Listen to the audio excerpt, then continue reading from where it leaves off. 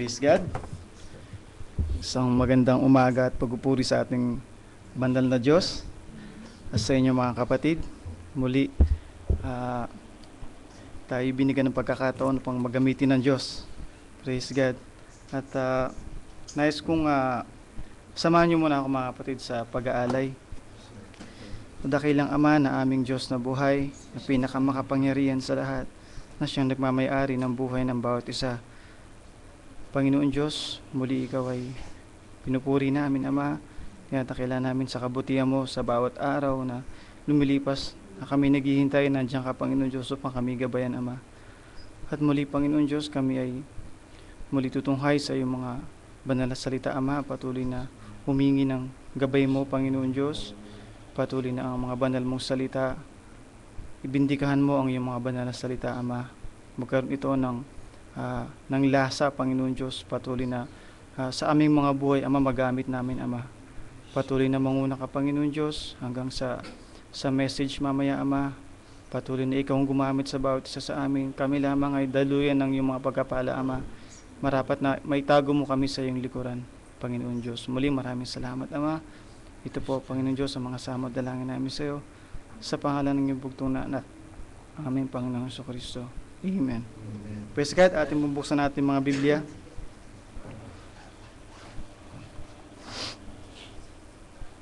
Buksan natin sa Genesis chapter 24 verse 12 to 14. Ito po yung tagpo na binilinan ni Abraham si Eliezer upang humanap ng mapapangasawa, si Isaac. Praise God. Alam nyo mga kapatid, nagkaroon ako ng burden dito dahil alam ng Diyos na hindi ako message type na the preacher. Pero merong bumulong sa akin na pwede mo rin gamitin yan as exhortation. Praise God. Kaya't basahin natin. Praise God. And he said, O Lord God of my master Abraham, I pray thee, send me good speed this day, and shew kindness unto my master Abraham. Behold, I stand here by the well of water, and the daughters of the men of the city come out to draw water. And let it come to pass, that the damsel to whom I shall say, Let down thy pitcher, I will pray thee, that I may drink. And she shall say, Drink, and I will give the camels drink also. Let the same be she that thou hast appointed for thy servant Isaac. And thereby shall I know that thou hast showed kindness unto my master. Praise God. At yung huling bahagi mga kapatid ng Revelation 21, babasahin ko na lang. Revelation 21:9, ang sabi niya, Come hither, I will shew thee the bride, the Lamb's wife. Praise God. Tayong natin mga kapunan, mga kapatid. Alam ko, natakil na rin ito mga kapatid, ngunit itong binigay sa atin ng Diyos para sa oras na ito, at alam ko na kahit natatakil ulit, meron nadadagdag. Amen. Nare-remind ulit sa atin. Praise God. Sabi nga ng ating kapatid na propeta, sa lahat ng bagay dito sa mundong ito, sabi niya, requires choosing. Praise God. At ang title pala nung exhortation, The Choosing of a Wife. Sabi niya, lahat sa mundong ito, nangangailangan ng pagpili. Praise God. Choosing to be what you wanted to be someday. Choosing your friend. Choosing if you want to be educated or not. And even the right and wrong is a choice. Sabi natin kapatid na propeta. Praise God. Sabi niya, there are lots of choosing we have to make in this world that we're living in. And every choice we made today may play a big may play a big part in our future, o kung anong magiging tayo sa mga panahon. Yung choice na pipiliin natin sa oras na to, maaring mag-play ng malaking bahagi dun sa kung ano tayo sa dating na panahon. Praise God. Sabi niya kaya yung choosing, sabi niya, isang napaka-importanting bagay. Sabi natin kapatid na propeta. Praise God. May mga instances sa buhay natin na magkamali tayo ng pagpili, mga kapatid. once, twice, thrice. Praise God. At ang nagiging priority natin, kung paano natin may re-reverse yung pinili natin na choice na yon. Kung paano natin babalik ta rin o ibabalik yung mga pagkakataon na yon, mga kapatid. But sabi nga, but reversing that choice you have made most of the time is hard to do. Napakahirap. At napakadaming bagay na kailangan mong gawin para may reverse mo yung choice na napili mo. Praise God. And most of the time, mga kapatid, wala na sa iyo yung pagpili kung paano mo pa may reverse yung pagkakataon na yon. Nasa ibang kamay na. Wala na sa iyo yung power. Praise God. Kung paano mo i-reverse yung mga pagkakataon na yun. Kaya sabi ng kapatid ng propeta, napaka-vital nung pagpili. Lalo na dun sa isang tao na naghahanap ng katotohanan. Praise God. Itinipo niya nga, mga kapatid, kung paano yung isang lalaki na naghahanap ng kanyang mga pangasawa sa natural. There will be a time in our life, sabi nga ng ating kapatid na propeta, and it's an inevitable. Hindi mo mapwedeng iwasan. Darating sa buhay ng tao o sa lalaki at sa babae, nahahanap siya ng kanyang mga pangasawa. Praise God.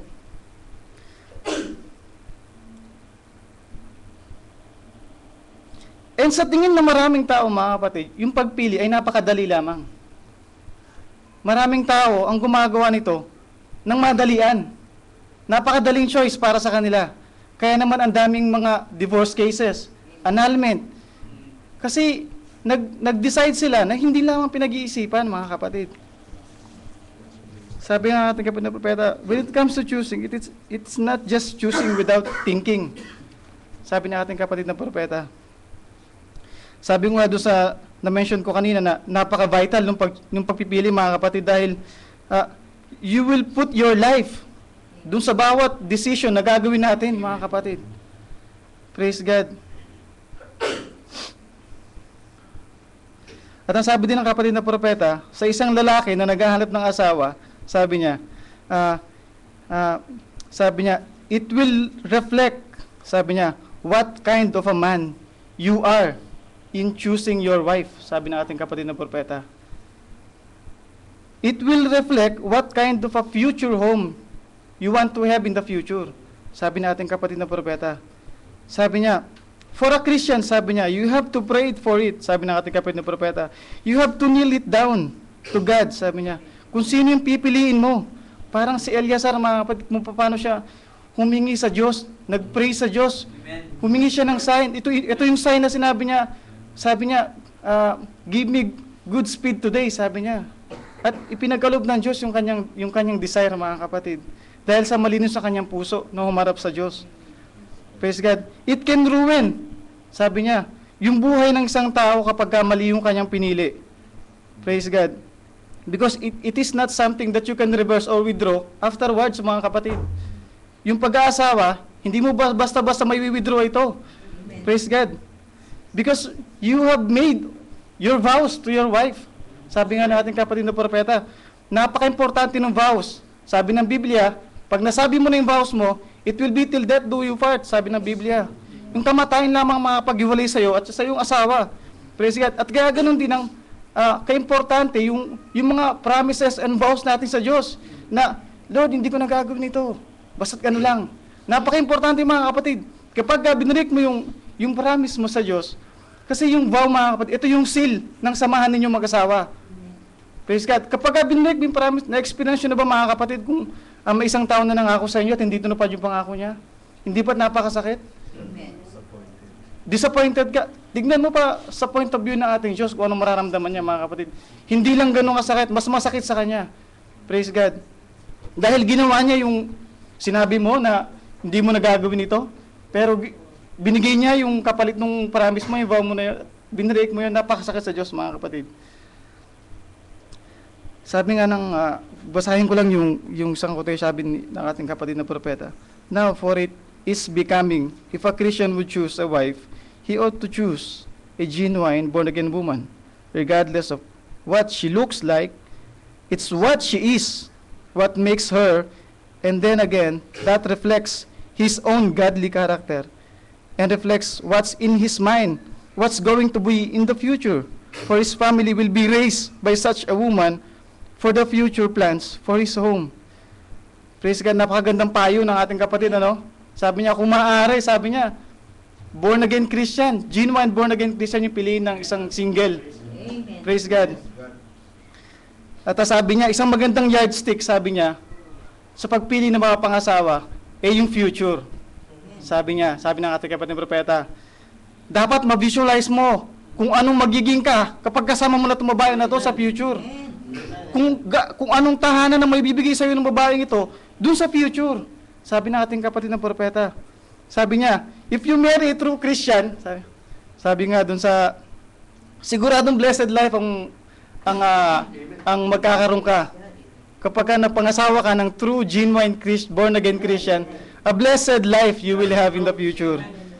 Praise God. Ang gandang yardstick, sabi na binanggit na ating kapatid na propeta. And pareho lang ito mga kapatid sa pagpili ng fellowship, sabi ng ating propeta. Sa pagpili ng church na dadaluhan mo. Sabi niya kasi, because sa church, sabi niya, carries a spirit, sabi ng ating kapatid. Tama naman yun, hindi ba? Na-experience na natin yung mga kapatid. Kung gano'n kayabang, ka-proud minsan yung manggagawa, yung mga kanyang mga nasasakupan, ganon din mga kapatid. Nagiging maangas yung mga espiritu nila. Praise God. Kaya sabi niya, kaya dapat iluhod mo sa Diyos kung anong church o kung saan gawain kanya dadalhin. Praise God. Kasi sabi ng kapatid na propeta, sabi niya, he should kneel it to God because that is between life and death. Napaka-importante mga kapatid. Praise God. Bakit life and death? Life, kung tama yung choice na mapupuntahan mo. Praise God. At death naman mga kapatid, kung padalos-dalos yung pagpili mo. Makarinig ka lang ng mga speaking in tongues. Ito na! Sabi mo gano'n. Ito na yung church na yun. Ito na, mabutis mo na ako. Praise God. Hindi mga kapatid, sabi nga ng kapatid na propeta, we should kneel it to God.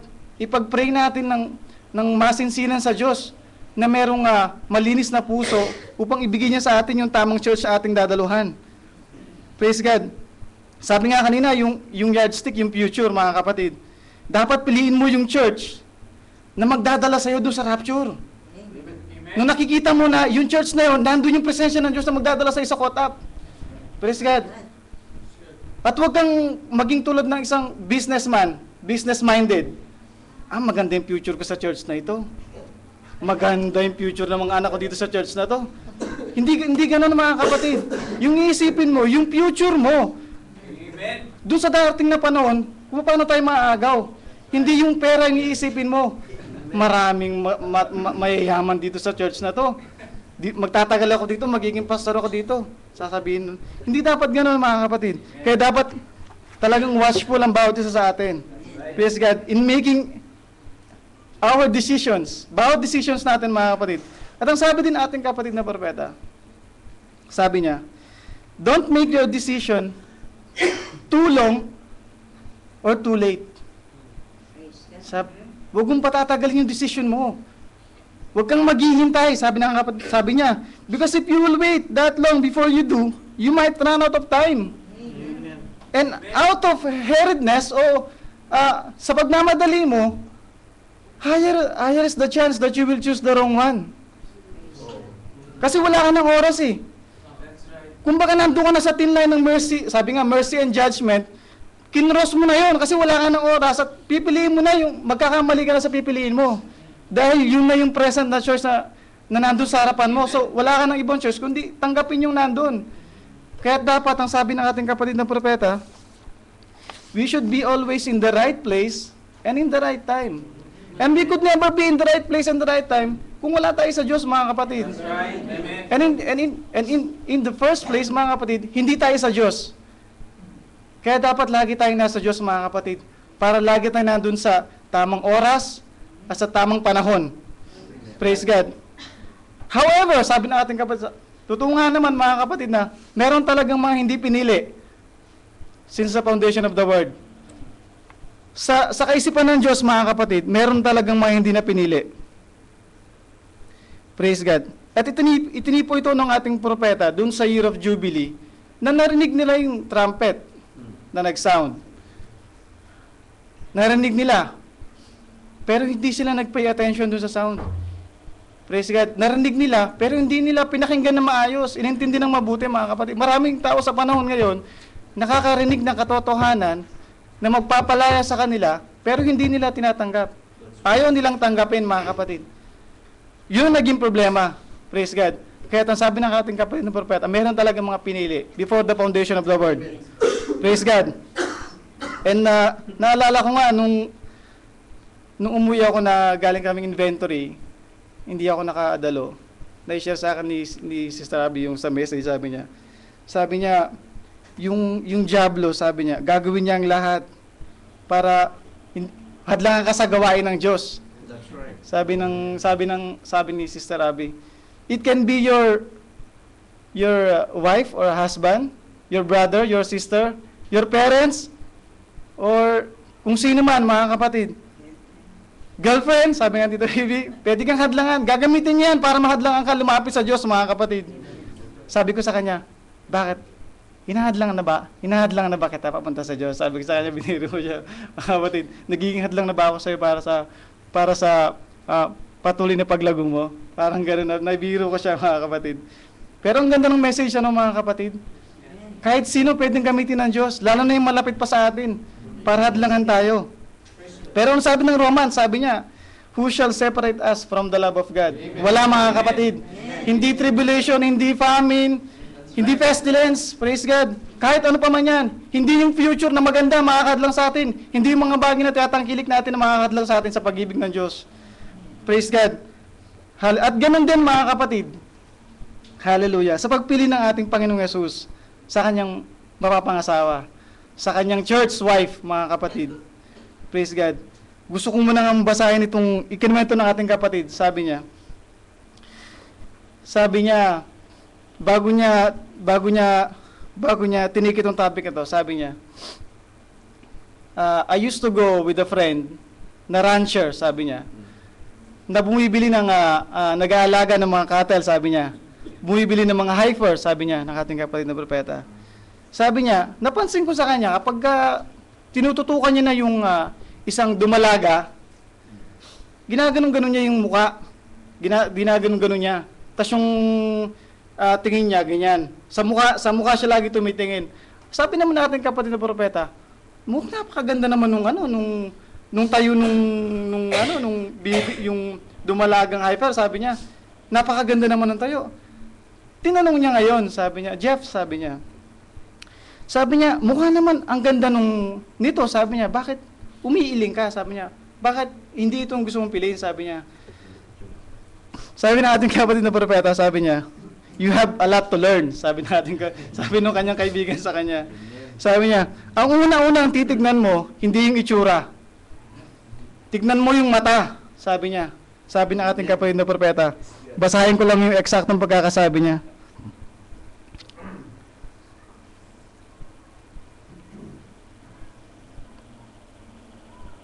Sabi niya, why you always look that cow in the face? Sabi ng nagtanong ating kapatid, sabi niya.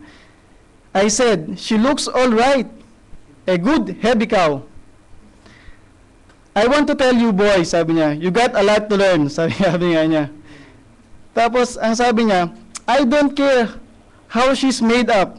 She might be beef, plumb to the hoof, but she's got the wild staring in her eyes. Sabi niya ganun. Yung wild stare daw sa kanyang mga mata. Wag na wag mong bibili niyan. Sabi ng ating kapatid na propeta. Bakit? Tinanong niya kung bakit, sabi niya. Sabi niya, first, sabi niya, she will never stay put.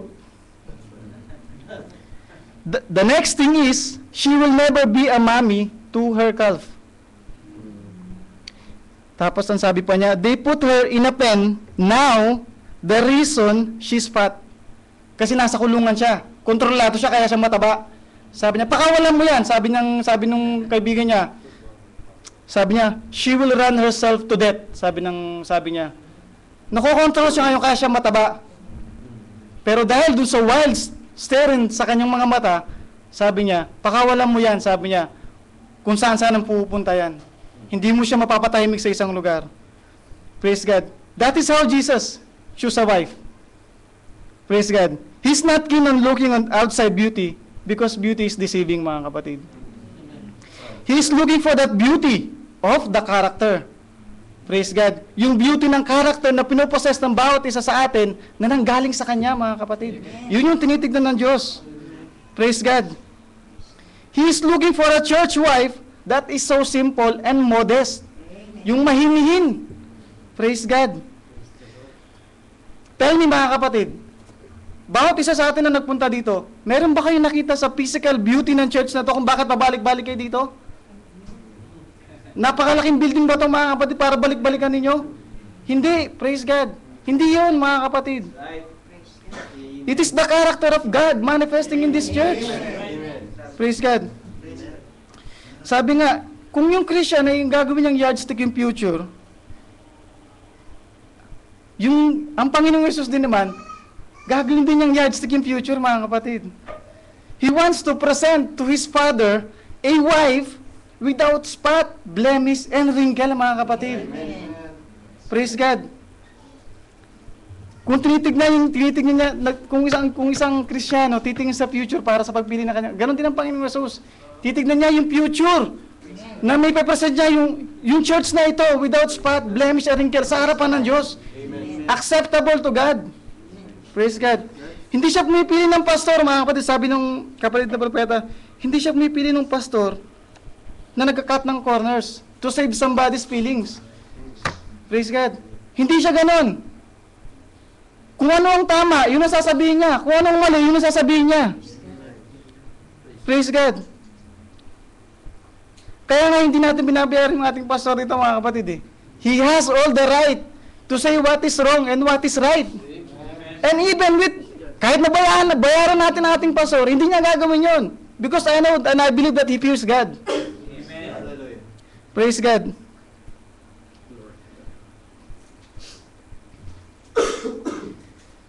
He's looking through the eyes. If she has a wild, starry eye, don't buy him, sabi ng ating kapatid na propeta. Jesus is not looking for a modernistic, fashionable church. Hindi yun yung ipapresent na sa harapan ng Diyos, sa harapan ng kanyang Ama. Una-una sa lahat, hindi siya magiging mami sa kanyang mga calves, sabi nga. Praise God. Kung tayo, mga kapatid ng asawa, itatanim sa atin yung binhi, mga kapatid. Mag-bear tayo ng fruits. Praise God. Worthy ba tayo na i-bear yung mga fruits na yan, mga kapatid? Praise God. Are we taking care of them? Praise God. He is looking for a wife that can reflect His character. Praise God. Sabi nga nung nakaraang ko exhortation, sabi nga, kailangan ma-manifest natin yung characteristic ng Diyos. Because we will be identified by God's characteristic, mga kapatid. Hindi pipili ang Diyos, mga kapatid, ng church na fashionable, modern, sabi nga ng ating kapatid na propeta. Sabi niya, tignan niyo yung mga churches ngayon, ang gaganda nila, napaka-pleasing nila sa mata. Yun yung pinang-aakit nila ngayon doon sa mga walang alam sa salita ng Diyos, mga kapatid. Sabi niya, tignan niyo yung mga modern women ngayon. Kung paano niyo sila makita, ganun yun makikita yung kung ano yung church ngayon. Kung paano sila ka-modern yung mga babae ngayon, ganun din ka-modern yung mga churches ngayon, mga kapatid. Sabi niya, they are all full of paints and makeups, sabi ng ating kapatid na propeta, just to make them beautiful. Alisin mo yung makeup na yan, sabi ng ating kapatid. Let's see how the man run when he see her real beauty. Tanggalin mo yung makeup na yan, sabi ng ating kapatid na propeta. Tignan mo kung paano matakot yung lalaki na tumakbo. Sabi niya, makita niya yung tunay niyang beauty. Praise God. Tignan niyo yung mga churches ngayon. Tanggalin mo yung certificate ng pastor na pinupuntahan ng mga miyembro niya. Tignan natin at palitan mo ng Holy Ghost. I-rebuke niya silang lahat. Ewan mo lang kung babalik pa yung mga yon. Hindi na, mga kapatid. Praise God. Hindi na tumitingin ang ating Panginoong Hesus sa maraming miyembro, mga kapatid. If God is to run a church, mga kapatid, He will not put them in a big building. He will not let them run a concert for a cost. Hindi niya gagawin yun, mga kapatid. Praise God. And He will not definitely build a church to be run by a man, mga kapatid. Hindi siya gagawa ng church niya na tao lamang papatakbo. Amen. He will run a church with a pure, solid foundation of His Word. Praise God. Amen. Praise God. Kaya yung isang tao na naghahanap ng church, yun ang hanapin niya, na mayroong solid foundation ng salita ng Diyos. Amen. Praise the Lord. Praise God. Kasi sa panahon ngayon, mga kapatid, sa nakikita natin, sabi nga, gusto nilang isut ng Diyos o yung salita ng Diyos sa sarili nila. Hindi yung sarili nila ang dapat isut nila sa Diyos. Ganun dapat, mga kapatid. Hindi pa pwedeng yung ikaw, yung salita ng Diyos, mag-adjust para sa'yo. Hindi pa pwede yun. Hindi pa pwede mangyari, mga kapatid. Kailangan ikaw ang mag-adjust at mag-suit dun sa salita ng Diyos, mga kapatid. Otherwise, mga kapatid, you are setting a condition. Nag-set ka ng condition between you and God kapag gagawin ang ginawa mo. Lord, hindi ko pwedeng tanggalin ito. Lord, hindi ko pwedeng gawin ito. Ganun ang magiging mangyari sa'yo. Nagiging conditional yung pagsasamba mo sa Diyos, mga kapatid. Praise God. Sabi nga ng ating kapatid, sabi niya, if a man joins a church like this, which only shows his poor understanding in the word, if nakikita lamang na wala siyang alam kung bakit siya napasali doon sa gawain na yon. Sabi ng ating kapatid, sabi niya, I don't mean to hurt anybody or somebody. Gusto ko lang maging malalim para sa isang tao na bigyan niya ng pansin yung sinasabi ko. Yun ang gusto ng propeta, kaya sinabi niya yung mabigat na bagay na yun. Praise God. At tama naman yung sinabi ng ating kapatid na propeta, mga kapatid. Sabi niya, is it later than we think? Matagal pa ba sa gaya ng inisip natin yung pagbabalik ng ating Panginoong Yesus? Kinote niya, mga kapatid, ang sabi niya dun sa WCC ba yun? Sabi niya, one of them, a denominational birth, is going to be give one day to these days at the World Council of Churches, which will produce the word, the Antichrist, through a denomination. That's exactly the truth. I may not live to see it, but I believe I will. But you young people, remember that you heard a minister say that will finally wind up, and that is the mark of the beast. When she forms that World Council of Churches, she will give birth to the Son, the Antichrist. Sabi, kailan ba na-form yung WCC? Nung tinignan ko sa internet, 1948, meron na to, mga kapatid. So that means, nandito na yung Antichrist, mga kapatid. Naisilang na siya. Praise God. Sabi nga niya, it is later than we think, sabi ng ating kapatid. Hindi na, mga kapatid. Hindi na magtatagal ang panahon. Praise God. Kung iniisip natin na magtatagal pa ang panahon, mga kapatid, hindi na magtatagal ang panahon. Praise God. At sa pagtatapos natin, mga kapatid, gustong buksan natin yung ating mga Biblia. Actually, meron pang vision na inano si Brother Branham dito sa Tagbong to, ngunit alam ko merong right time para doon. Praise God. Sa Luke 21. Sa Luke 21, verse 36.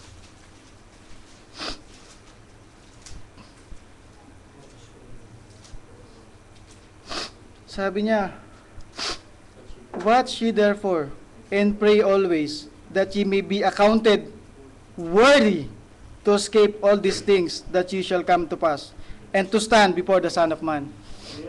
Are we worthy, mga kapatid?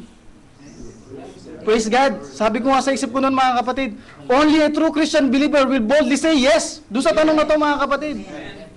Praise God. Hallelujah. Napakabuti ng Diyos, mga kapatid. Doon lamang tayo niya dinala. At pasalamatan natin ang Diyos. Praise God. Tayong lahat ay tumayo, mga kapatid. Praise God, dakilang Ama. Muli, Ama, ang gaganda ng mga mensahe mo, Panginoon Diyos. Nawa patuloy na naitimo sa puso namin ito, Ama. Nawa may pamuhay namin ito. May-encourage kami, Ama. Nakabilang kami dun sa wife, Panginoon Diyos, na kailangan magsumika pa, Ama, at maging worthy, Panginoon Diyos, sa darating na pagagaw. Maraming salamat, Ama, sa paggamit mo sa lahat ng kapurihan, Panginoon Diyos. Nawa patuloy kaming gamitin mo pa kung yung lulubin sa mga panahon pa na darating sa ikalalago ng iyong gawain, Ama. Maraming pong salamat, manguna ka, Panginoon Diyos, sa susunod na bahagi ng aming gawain. Ikaw pong patuloy na magbibigay ka ng mga banal mong salita at patuloy na ikaw ang may taas, mapuri, madakila, masamba. Dahil ikaw lamang karapat-dapat, Panginoon Diyos. Ito po ang mga samot dalangin namin sa iyo sa pangalan ng makapangyarihang bugtong mo, anak, ang aming Panginoong Kristo. Amen.